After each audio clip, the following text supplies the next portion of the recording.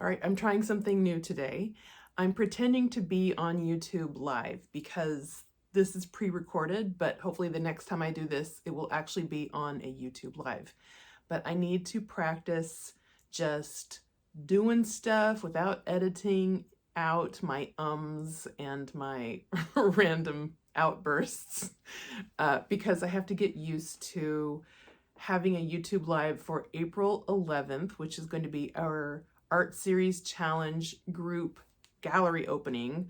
And that's all going to be happening on a YouTube Live. So between now and April 11th, I need to get used to being live. So this is like my pre-practice. And I thought, what better thing to talk about right now than my own art series for the Art Series Challenge. So I'm having an issue right now, and I thought I'd share it with you, and maybe we can talk about it together. Well, I will talk to you about it while I work on it. But I want to show you where I am with my series. I have 9 pieces, and let's see, can I switch this around while, I don't even know if I can switch this around. Hold on a second. Okay. Okay, there's going to be one edit, and that's going to be me turning my camera around. Okay. As you can see, I have 9 sketches of yoga poses painted on these little canvases. And please ignore the color. This was me trying with each separate one. What if I did it in this color? What if I did it in that color? And honestly, I don't really like how any of this is doing. Just letting you know. So one of the problems, and this is like one of the things that I'm going to be switching out, is that I did try using that very inexpensive paint as part of my experiment on how inexpensively one could do an art series. And, you know, maybe if these images were a little bit less simple, like if there was kind of more going on, I could get away with using this less expensive material. But since it is such a simple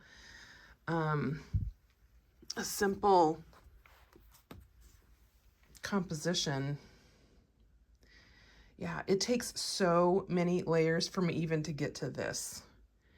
I don't even know how many layers some of these are. So what I'm gonna do is I'm gonna switch to oil paint. I already have oil paint on hand, so it's not gonna cost me anything extra to use it. And this way I will have access to more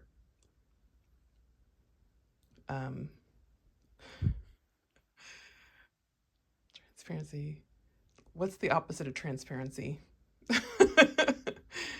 It's gonna be like this. Opacity. I'll have more access to opacity. All right, so what I'm gonna do is take you with me on this visual reflection on how I'm gonna do this. So what I have here is a handful of paints that I think would be good candidates for this series. I've got cadmium yellow deep and yellow ochre and Courbet green, phthalo turquoise, quinacridone violet, and Windsor violet, which is basically dioxazine purple, quinacridone magenta, and cadmium red light. So I won't necessarily use all of these. What I want to do right now is explore this combination of paints to see what wins. You know, who comes out ahead. Yeah, what can I do with all this? All right, so while I start mixing some of these, I will talk to you about the Art Series Challenge. and thanks for staying in here with me. I know that, you know, maybe you can do something else while you watch this. Just let me keep you company with my light chatter about color. All right, so here's why I chose these colors. This is all about yoga, right? This is these human forms. And so I really wanted to have some ochre because I wanted it to have that very organic, warm human feel. And I just randomly pulled out this Courbet green, which is actually a convenience color that is a combination of iron oxide and then a type of phthalo blue, I believe, and some iridolite yellow, which is a synthetic pigment. So, but it makes a color that I wouldn't really call green. It's a very deep color, and it's kind of like a deep gray brown, perhaps with a greenish tint. And so between the Courbet green, the phthalo turquoise, and the Windsor violet, I have access to darkness without using black. Why did I want to choose cadmium yellow deep? I also wanted access to opacity, like I mentioned before. And so I think between these two, we'll have enough opacity. I'm sorry, we'll have enough yellow, but this will give the opaqueness, and this will give the grounded, earthy color, but this is pretty transparent. And then more opacity is cadmium red light. Cadmium red light is beautiful.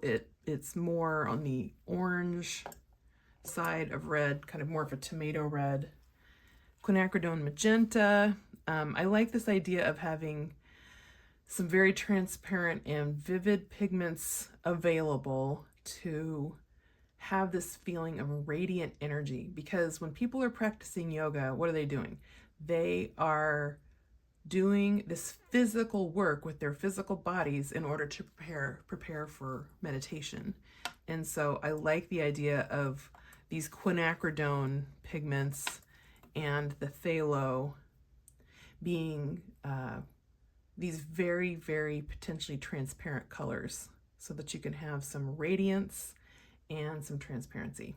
So we'll see. We'll see how this all plays out. And I also, of course, have some white. I'm just using titanium white. I have a lot of titanium white right now. So, okay, so how am I going to set up my palette today? What I'm probably going to do is I'm going to have my darks on the right and my reds on the left, and then the yellows in the middle. And I'm calling quinacridone violet a red because it's not like this kind of almost blue violet. It's in the magenta type family. And maybe I won't even wind up using quinacridone violet. Who knows? But we're definitely going to have ochre in this situation. I really feel strongly about that. This is Italian yellow ochre. So guess what that means? That means this is the real deal. This is dirt. This is not synthetic ochre. So that means probably it's going to be even more transparent. And I think also that indicates that it's a little bit on the cooler side than synthetic yellow ochre, if I'm not mistaken. Sometime maybe we can do an experiment with that. So all the more reason to have a warmer yellow. And this is cadmium yellow deep, by the way. I really want this whole situation to feel very warm. And I think I will accomplish that with all of these.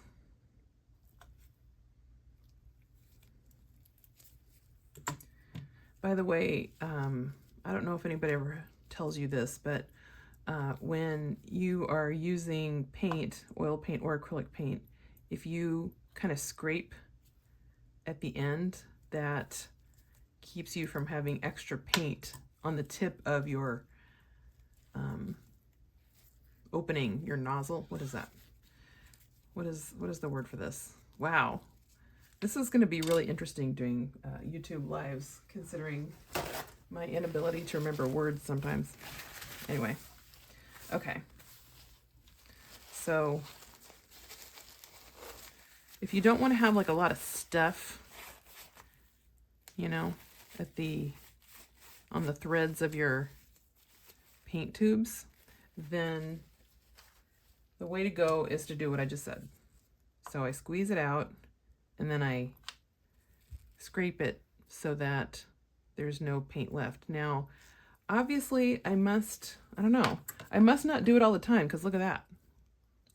Was I in a hurry one day? I don't know. Because I think generally that's a pretty good habit of mine. I think I tend to remember to not just let the paint fly free. Oh, is this gonna work? Oh yeah, okay, it works. I haven't used that one in a while. I guess it's a lot more green than I remember. It's probably been 2 years since I've opened this. Oh, look at that. That just opened. This was like wow, how am I going to deal with that? All right. I might have to get something to act as a lid, because my lid just broke.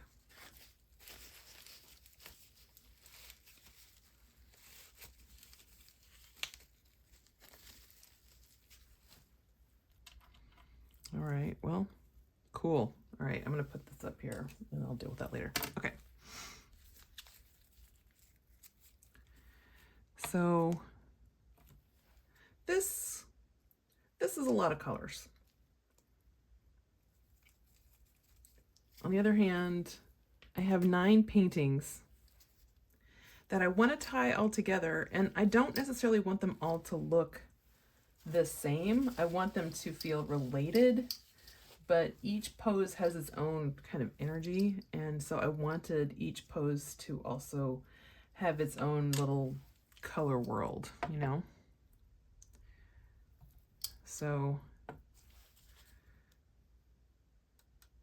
I'm doing a line of white like this so that I can access it a little at a time, you know. Yeah, okay. Someday I'll have a better explanation than that. Okay, so let's think about the darks. I don't want it just to be one color. So what if I tried making an interesting neutral with Courbet green and the violet? I think I want to avoid the straight out of the tube look for this, and I'm not even really sure why. I just feel like I think I want there to be the feeling that I was very intentional about each color, that each color is like a very well considered ingredient in the final dish. You know what I mean? So that's what I'm thinking. Wow, this is turning into a very interesting color, and I'm going to show it to you mixed with white so you can see what I'm talking about. This is like a violet gray. Very, very nice. Okay, this has potential. I used a lot of blue in my sketches, and something that's kind of cool is I can make blue with my phthalo turquoise and my violet. Do you know about this? It's kind of amazing.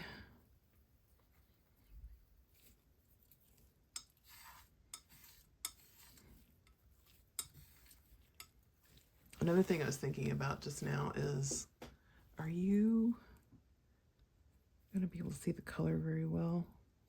Oh yeah, look at that gorgeous blue. So I have access to blue.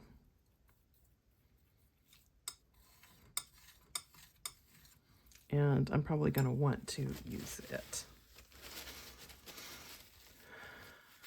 All right. Are there any other interesting darks that I can make here? What if I tried using some of my quinacridone violet over here? And what if I mixed it with the green, Courbet green? I have never in my life mixed quinacridone violet with Courbet green. Very exciting.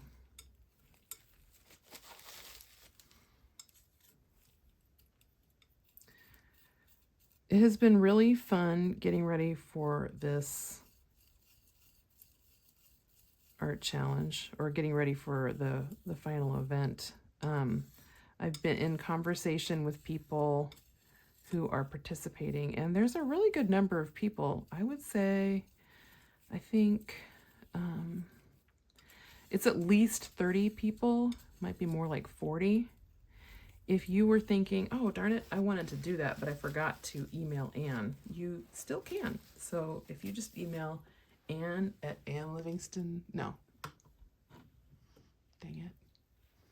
Do not do that. If you just email colortheory at annelivingston.com, then I am most likely to see it. All right, let's see what quinacridone violet plus Courbet green did. Oh my goodness. This is a beautiful gray. Oh my goodness.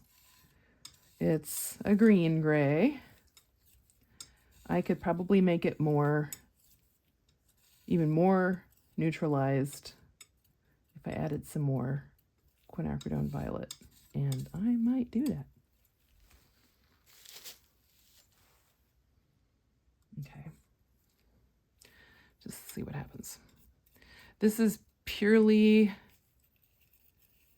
I wouldn't call it recreational, but I'm on an exploratory mission right now.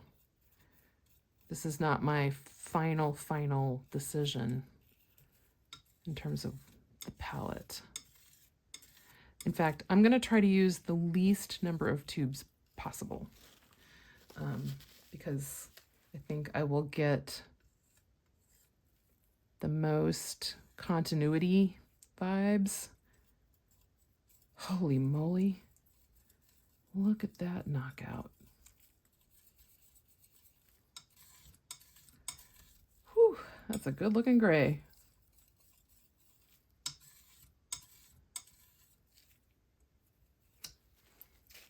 Oh my goodness.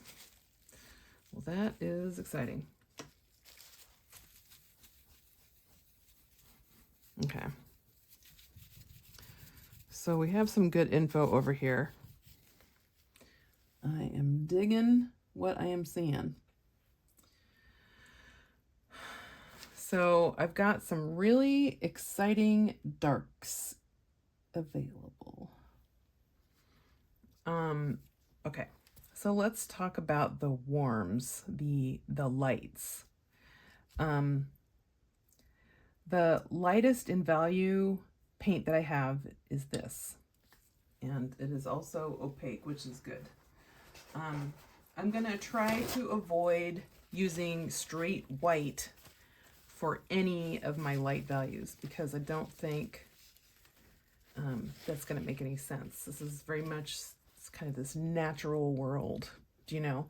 Although some of those circles behind the people could be considered the moon, but I'm definitely going to tone the white with some kind of color if I make it into the moon. So, all right, but let's think about this. For my lightest lights, warmest lights, there might be a time when I do mix this cadmium yellow deep with white. Okay. There's another thing I have to think about. On on all of these? Is it all going to be warm light and cool shadows? Or in some cases, will there be cool light and warm shadows? I don't know. What do you think? Should I try to be that consistent? I know that some of these kind of feel more like night and some of them feel more like day, so I might be answering my own question right now. Here's something weird that I need to investigate more. I believe, I have to look at this myself sometime, but I believe that I read that moonlight is not cool. Oftentimes when you see a night painting, like a nocturne, it will be cool light with warm shadow, but it's possible that's not really the way it is. In fact, it might be like if you're in high noon, you know, that's going to be a very bright but cool light because it's like outdoor light is kind of cool. But all that said, I really think that paintings of nighttime scenes, like using moonlight, they tend to have like this kind of a blue light with warm shadows, you know? So next time there's a clear night around here, I think I'm gonna test it out. I'm gonna look at it. It's still not really answering my question though, is it? What if I try some of this ochre with the white?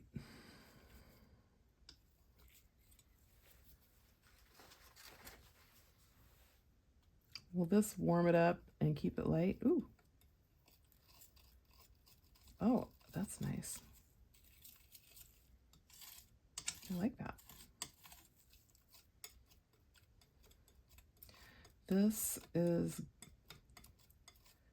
feeling like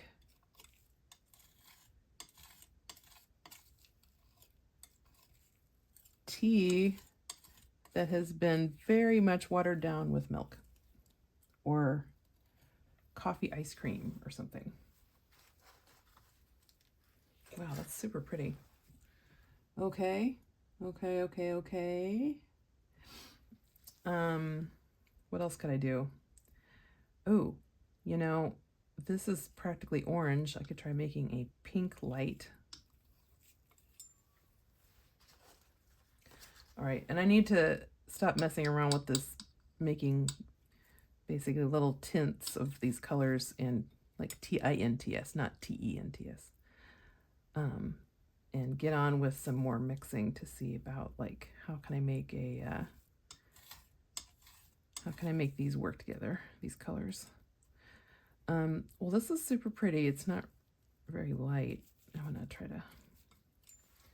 Now, I know there's some very experienced painters who watch this channel who will tell you that titanium white isn't always the best idea for your white because it's so opaque and so cool that it instantly cools everything down. So, yeah, I'm just telling you. But this is what I'm using. This is the ice cream section. I'm loving it. Strawberry ice cream. Delicious.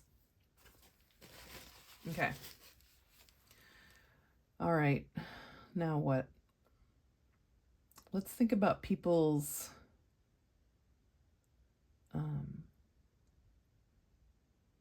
I kind of wanted to have people have different skin color, and I wanted them to be unusual, not true to life. I wanted them to be exaggerated. Like maybe somebody has this color skin. Well, maybe not that color by itself, but like this color plus a little bit of this and a little bit of this.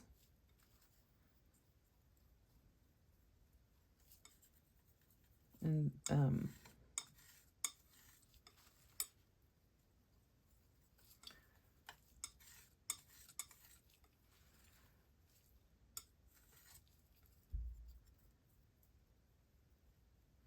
so somebody has kind of like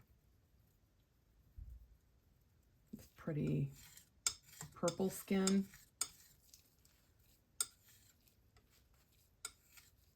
And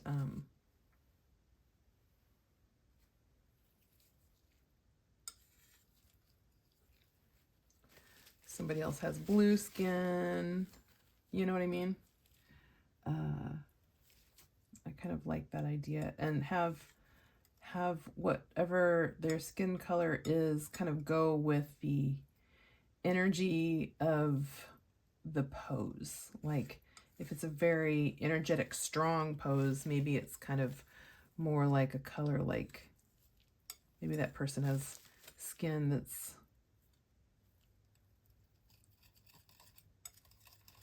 wow, let me tell you something. This true ochre, oh my gosh, look at that. This ochre, this Italian yellow ochre has a little bit of grit, which of course it does. It's dirt. Okay, well, that's awesome. What if I had just a little bit of this? That might have been more than a little bit, huh? Okay. That looks too human to me. Okay. Yes, these are aliens from another planet. I guess this is still pretty human too. But it's exaggerated. It's more exaggerated than that. I think I want to take it further. I'm out of that color, so I'm just going to grab a little bit of this. Is this going to work?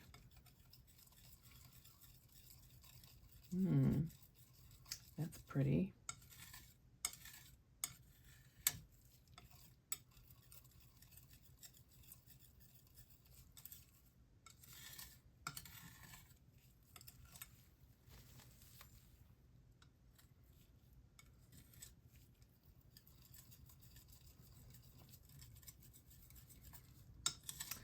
This might be better for the background or the ground.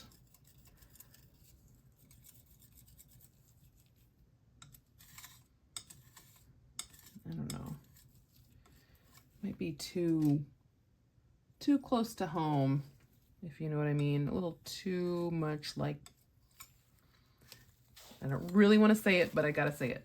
Blood. It's too much like blood. So, yeah. What about a turquoise person?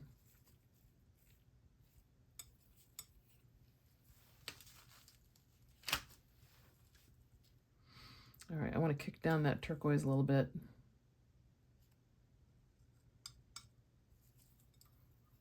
Just a tiny bit of that color.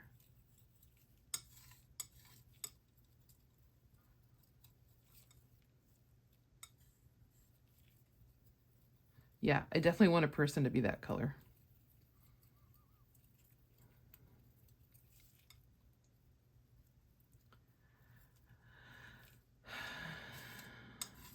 You guys, I don't know.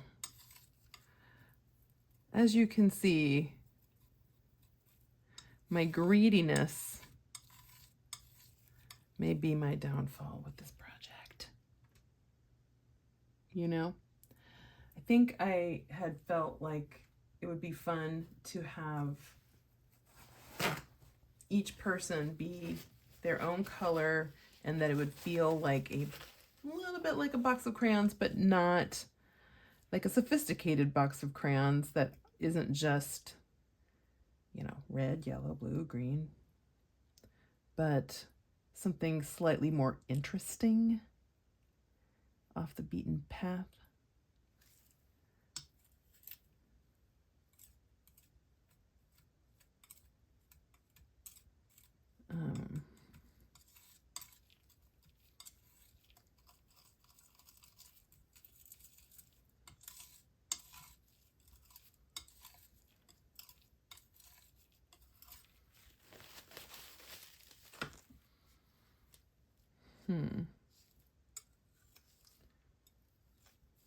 Obviously that looks good together. So what if it was like straight ochre was my constant? Because look, ochre looks good with all of it. You know? What if ochre was just always there?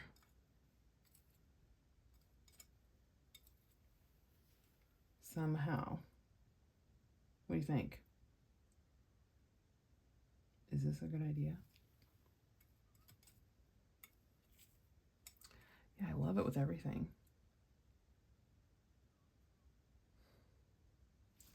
Okay. Well, I definitely want this happening with that. Those are great together. That's great together. That's less great together.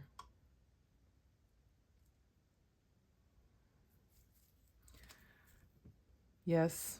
Yes. Yes.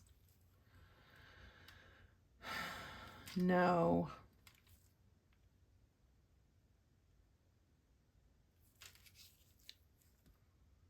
Okay. All right, so what do we think? What if we do this and this?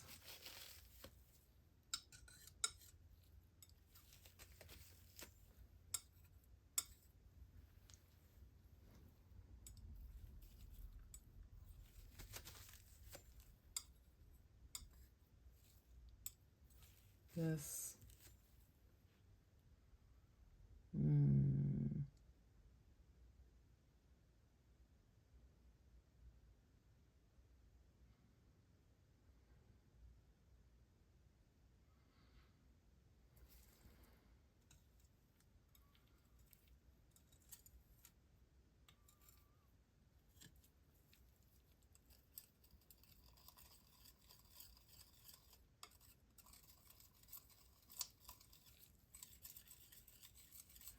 What if yellow ochre was my mother color? What if yellow ochre was in every single thing that I use?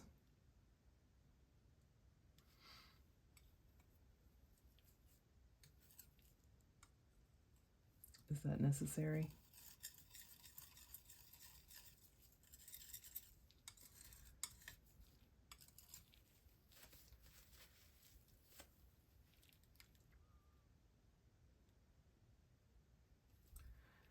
Okay.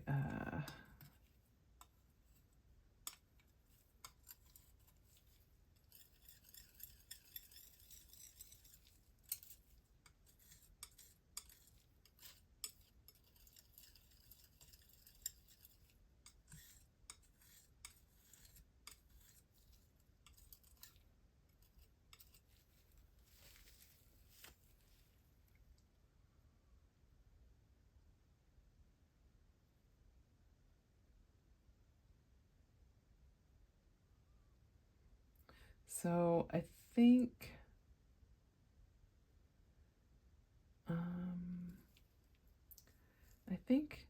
maybe I could do without the quinacridone magenta. Oh, I love quinacridone magenta so much.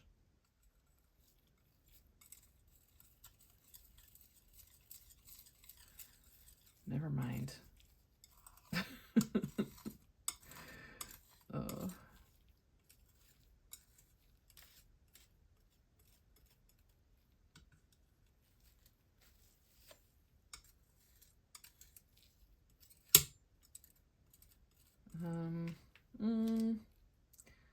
I don't know.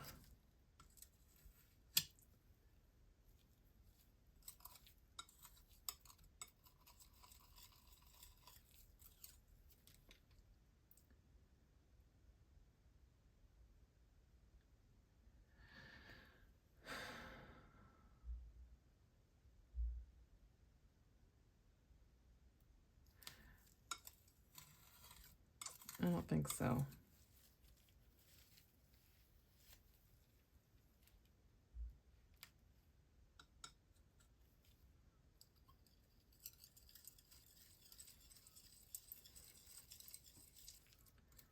All right. Okay, so seriously, quinacridone magenta is one of my favorite pigments, but I don't think it's gonna work out here.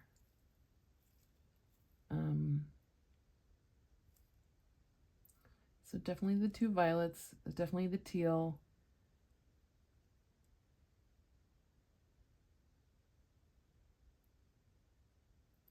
Okay. Forgot about Courbet green. I've already used it all up. You know what?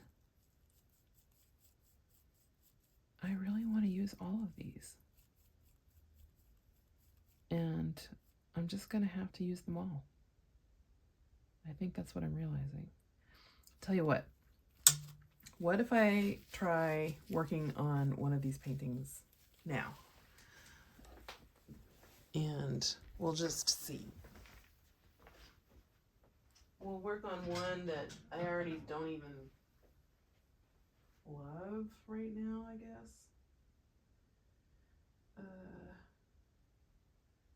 Yeah, like what if we worked on the one that I dislike the most? And see what happens.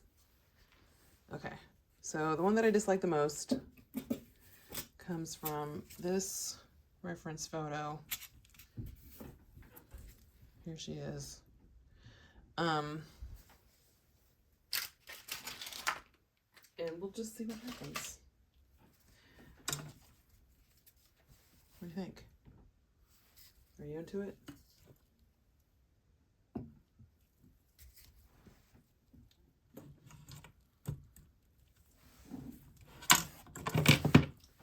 Let's see, how many minutes has it been? Oh, no way. It's been too many minutes. Okay, stay tuned. I will do another video later so that you can watch, but I've already taken up a lot of your time, so we'll do it next time. Okay, so thank you. Can you see me? Thank you so much for watching and joining me in this experiment, and see you soon.